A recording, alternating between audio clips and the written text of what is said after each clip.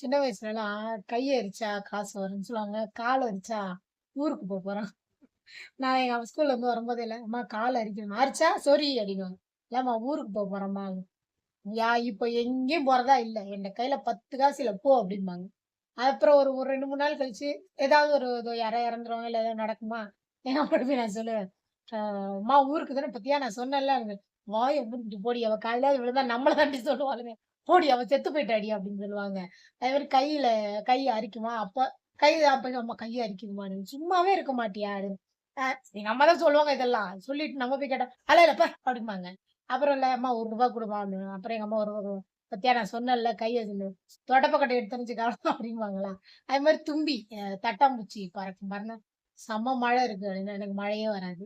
அது ஒரு சில நேரம் பார்த்தீங்கன்னா, தும்பி ரொம்ப கிட்ட பறக்கும். அப்ப பார்த்தீங்கன்னா மழை வரும். அது மாரி அது ஒண்ணு. அது மாரி காக்கா கத்துனா சொந்தக்காரங்க வருவாங்க அப்படின்னு சொல்லிட்டு. இப்பலாம் எங்க நம்ம பூட்டிட்டு போயிடுறோம் காக்கா கத்திக்கிட்டு தான் இருக்கு.